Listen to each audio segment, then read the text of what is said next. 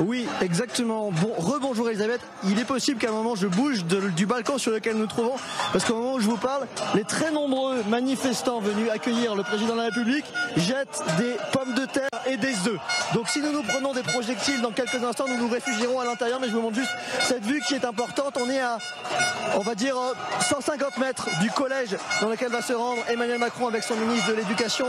Vous avez vu en direct hier à quel point la visite était chahutée. Là, il est vraiment attendu par beaucoup plus de monde qu'hier. Adrien Jacob vient encore d'éviter une pomme de terre.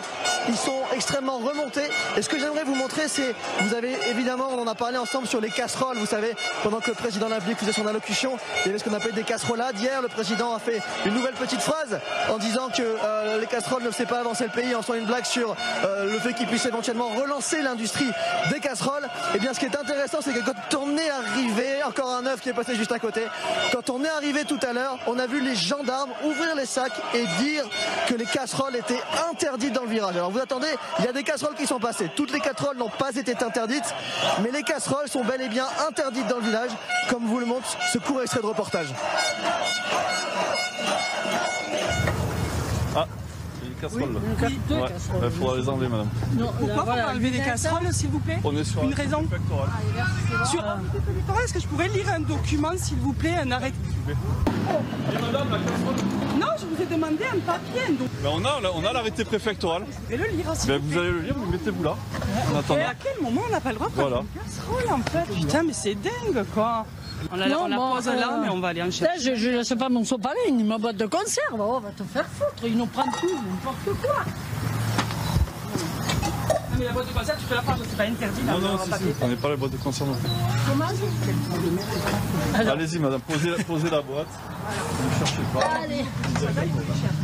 Bonne journée. Ok, c'est l'aberration complète, tout le fric est foutu pour ça.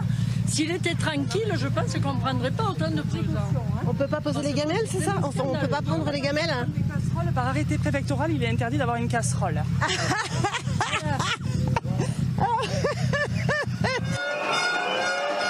Alors nous nous sommes procuré l'arrêté préfectoral en question, c'est important.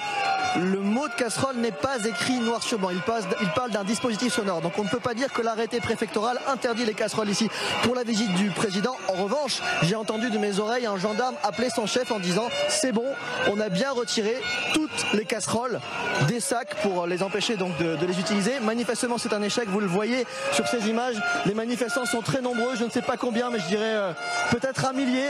Et ils ont, vous l'entendez, des casseroles. On voit donc à la fois des drapeau CGT, un drapeau Sud, l'UNSA. On se souvient qu'une représentante de l'UNSA hier a accueilli le président de façon extrêmement virulente. Et donc on va suivre ensemble comment se passe l'arrivée du président de la République qui va arriver dans quelques minutes maintenant. Très impressionnant quand même. C'est ubu, hein, votre affaire, Paul Laruturoupe. Hein, c'est pas votre affaire, c'est cet arrêté préfectoral et ces confiscations de casseroles, on en est là.